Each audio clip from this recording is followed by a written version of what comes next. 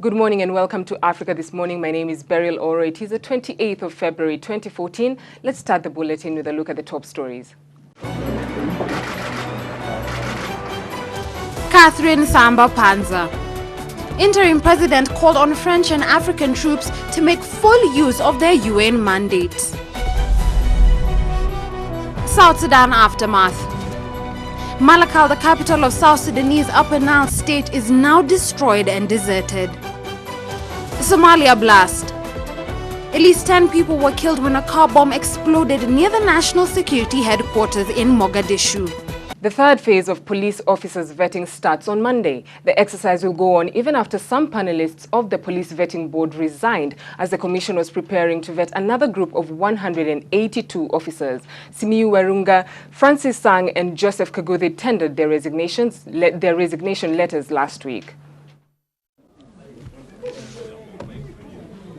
Ladies and gentlemen, 4 members who are co-opted to the vetting panel have opted out of the vetting program. The Commission that the withdrawal of these members should not give the impression that the vetting exercise is in jeopardy, because it is not. It must be noted that from the start, the Commission was well aware that co-opted members have a limited lifeline.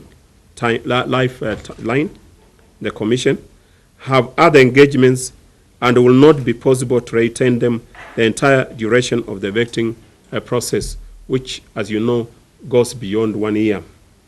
The Commission had therefore provided for the replacement of these members at the completion of each vetting phase.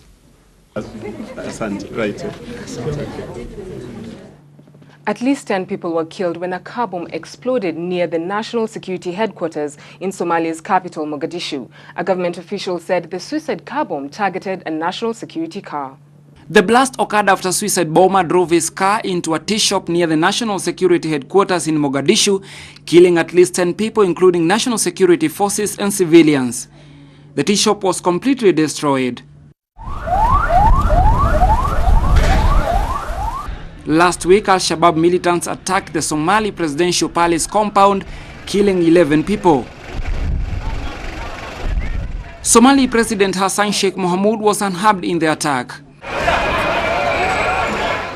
People in Mogadishu Sunday held a demonstration to protest against deadly attacks carried out by the Al-Shabaab. In the past few weeks, the Somali capital Mogadishu has been hit by a series of suicide bomb attacks claimed by Al-Shabaab, who were pushed out of the city in mid-2011 but have continued to wage a sustained guerrilla campaign.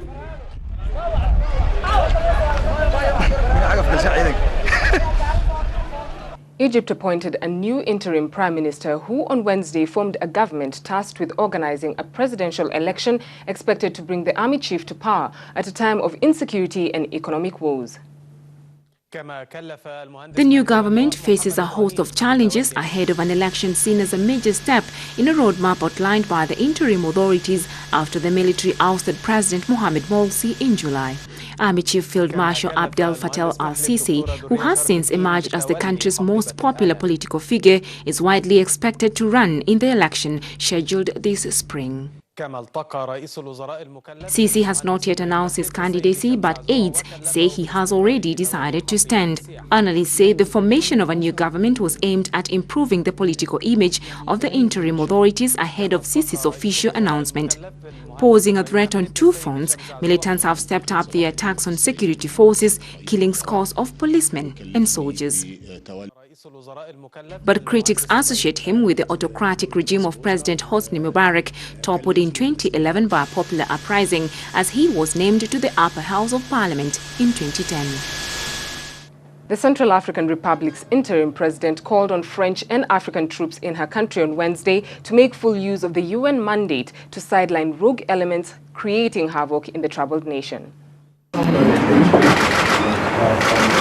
On Tuesday, the United Nations had warned of a potential new bloodbath in the African state, driven by sectarian strife.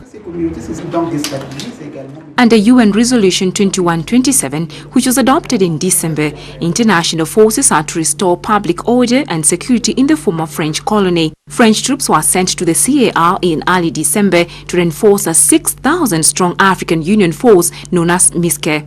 J'exhorte la MISCA.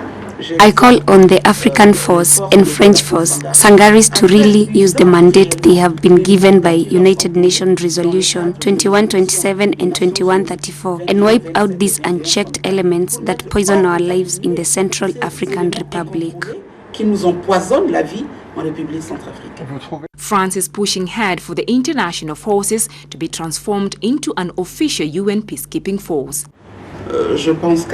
I think that with a visit from President Hollande, we will primarily address the questions together in an exhaustive way, and we will see how to reinforce efforts that are required in all areas. Paris is also lobbying its European partners to provide more financial and logistical help with limited results so far. The European Union has pledged to deploy up to 1,000 troops, but negotiations on which countries will provide them are dragging on in Brussels, and it remains unclear when any of them would arrive in the CAR. Samba Panza said certain politicians were trying to destabilize the country to return to power, but did not name them.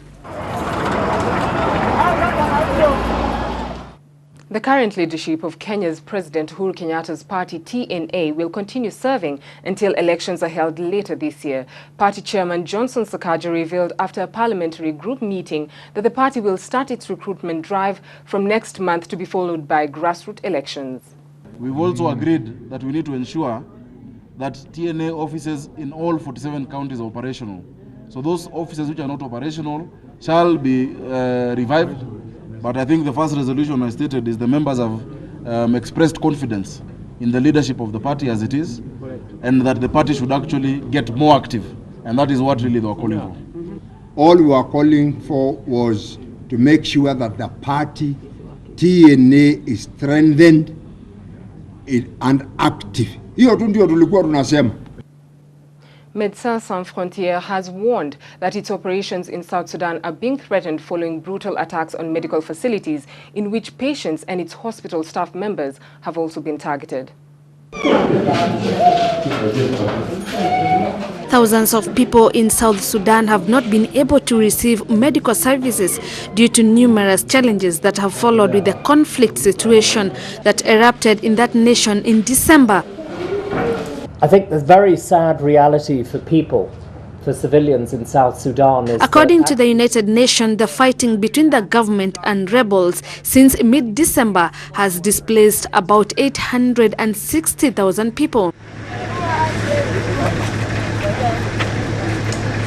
Both sides have accused each other of violating a January ceasefire. On 22nd February, MSF teams discovered at least 14 bodies at the Malakal Teaching Hospital compound scattered. About 50 to 75 patients who remained in the facility were too weak or elderly to flee for safety. MSF has 333 international staff working in its projects in South Sudan, alongside 3,330 South Sudanese staff. What started as a political dispute between President Salva Kiir and his former deputy Riek Machar escalated into full-scale conflict, with some of the fighting along ethnic lines. Malakal, the capital of South Sudan, Upper Nile State, is now destroyed and deserted, with dead bodies in the streets and buildings demolished after fresh fighting erupted last week. The humanitarian coordinator in South Sudan, Toby Lanzer, has confirmed. United Nations peacekeepers who conducted patrols in Malakal reported that the town had been looted, burned, and hundreds of bodies were scattered along the road. Houses have been burned and vandalized, and the entire market area and shopping stores were burned down. Malakal is currently deserted except for very few civilians and opposition soldiers spotted in some areas of the town. Patients at the Malakal Teaching Hospital have been shot to death in their beds, and medical facilities have been looted and burned. You do not want to see. While visiting Malakal, Alanza said that he was moved by having witnessed the destruction of Malakal. I'm really very, very moved by what I saw in Malakal. I was here 4 weeks ago with Valerie Amos, and it was a city that was coming back to life. Well, that life has come to an end. The United Nations mission in South Sudan, the UN MISS, on Wednesday evacuated 1,756 people who are seeking shelter at a Catholic church compound. Nationwide, tens of thousands are still cramped into United Nations mission in South Sudan bases in fear of revenge attacks, and they are still worried about their safety and might face food shortages if the violence does not end. People who were seeking protection in one of the last churches standing in Malakal, 1,756 people, and we've managed to go into the centre of town under extremely difficult and dangerous circumstances, and we've been able to take those people into a much safer situation inside the UNMISS base. As of 26 February, an estimated 75,643 civilians are being given protection in 8 United Nations bases. The Office of the Coordination of Humanitarian Affairs, OCHA, says that nearly 900,000 people have been displaced from their homes in South Sudan since the conflict began in December, including 710 people who are remaining inside the country and 171,000 who have fled across the borders. Humanitarian partners are providing aid to some 327,000 of the internally displaced people, and the food partners have reached some 280,000 people with food assistance since the start of the crisis. Thousands of people have been killed since fighting began 2 months ago, triggered by the power struggle between President Salva Kiir and Riek Machar, his former deputy, whom he sacked in July.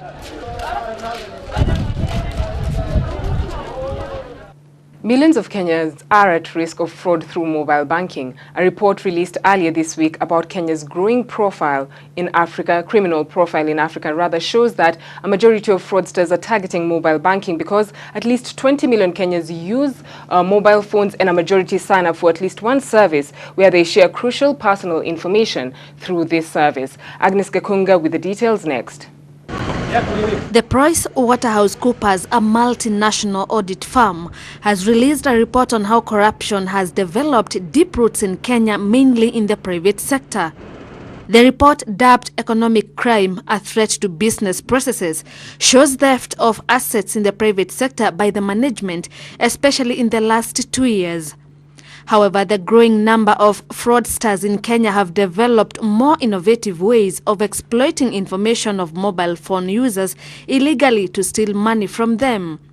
Among the most common cases of economic crimes in Kenya relate with banking fraud achieved through conmen using personal information of mobile phone users to steal from them. Cybercrime is not new in Kenya. It is one of the economic crimes that happens using the internet through either computers or smartphones. Majority of the cybercrime victims in Kenya are commercial bank customers. Clearly, the incidences of cybercrime were effectively on the lower side, but we need to be careful because it's on the lower side in terms of the frequency, in terms of the number. But in terms of the actual amounts affected, amounts involved, it could be possibly on the higher side. Economic crimes have affected many sectors in the country, with the local banking industry being the most affected. The report shows that fraudsters are now targeting large sums of money, unlike the past. The loss of limbs in the frontline missions against the Taliban, even after engagements with terrorists, has cost them more than physical scars. Pakistani soldiers say they would be willing to give much more. The army rehabilitates hundreds of soldiers every year amputated by IEDs. Here's more on that inspiring story. Forced to relearn the most basic movements. In 2011, on patrol in a tribal area, Captain Kaleem was blown up by an IED. The Pakistani officer lost both his legs. Since then, he's been given 2 prosthetics and is undergoing rehab to stay in the army. We will serve in in other capacity than we were serving before. We will not be going to some operation area maybe, but we can very well work in some static installments somewhere in the country, somewhere in the army. This military hospital specializes in rehabilitation. Over the past 10 years, around 1,300 artificial limbs have been made here. It's mostly legs, lost on the front line of the war on terror. Despite losing one or several limbs, these soldiers are determined to keep fighting. Every soldier has two aims: to get martyred or become a hero while fighting the enemies of his country. Allah has given me a lot of courage, and I want to improve myself in the future. After injury, I have got more strength, because when you are fighting for a cause and you sacrifice for that, it adds strength to you. Patriotism and faith are pervasive throughout the Pakistani army, to the point many no longer see amputation as humiliating or even a personal catastrophe. The soldier in Pakistan army, with the sacrifice of his body part, is treated in a limelight. It is a blessing in disguise for him. He has been treated in esteem. It is rather a pride which has added to his personality. Pakistan has spent $2 million enabling those who've lost their legs to stand again and to carry on fighting for their country. Hundreds of civilians fled their homes on Wednesday after fighter jets bombarded Taliban hideouts in northwest Pakistan. The Pakistani government vowed to press on with deadly air attacks on Taliban militants as it unveiled its first ever counter-terrorism policy after battling homegrown insurgency for a decade.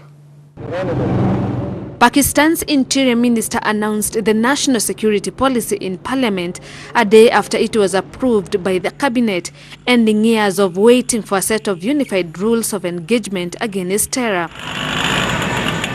Under the new policy, every act of violence by militants will in future be met with retaliation against their bases.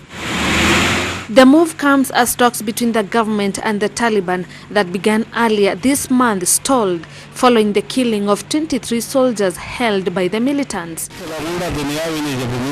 The world is watching what is happening to us here. The government is not giving any money to people who migrate. The government is bombing us. People are leaving their homes, fleeing, and some people have no money, so they had to sell their chicken. Pakistan has responded with a series of airstrikes in the northwest that have left more than 100 insurgents dead. This is according to security sources. However, the Interior Minister said the attacks would continue alongside efforts to negotiate with the Taliban.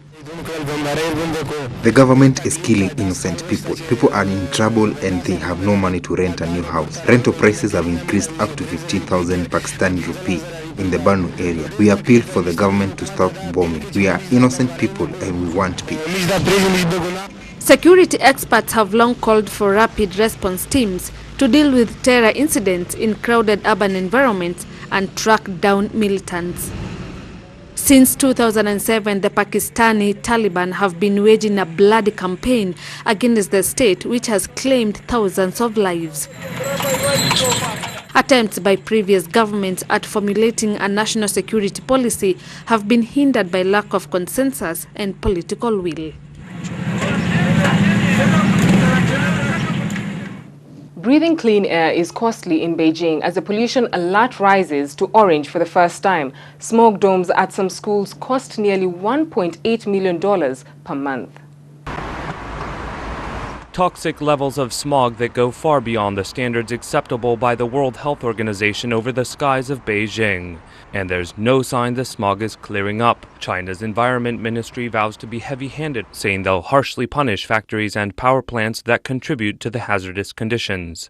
For the first time on Friday, Beijing raised the pollution alert to the second highest orange level. Official government monitors have measured the level of PM 2.5 particles at over 400 outside. The WHO recommends a number around 20, which is what the air inside these smog domes at the Western Academy of Beijing is reading in. It allows kids to play sports where otherwise the skies over this soccer field aren't visible. But Beijing international schools with such smog domes cost a pretty penny. They use HEPA filters and cost around $1.8 million to run per month. The director of the Western Academy of Beijing, Dr. J. Courtney Low. Probably with outdoor activities like these, anywhere around 10% of our sessions would get canceled because of smog. In a week like we were experiencing now, that would have been 100% cancellation. So it's hard to say over the course of the year, but this is the kind of thing that this has really enhanced for us. And while authorities have issued countless orders and promises to clean up the environment, the problem only seems to be getting worse. Enforcement of policy is difficult at the local level, where authorities often depend on the taxes paid by the polluting industries. And on that note, we come to the end of the Bulletin on Africa this morning. Join us shortly as we take a look at the leading stories on the social media platform with Chorotich Kene.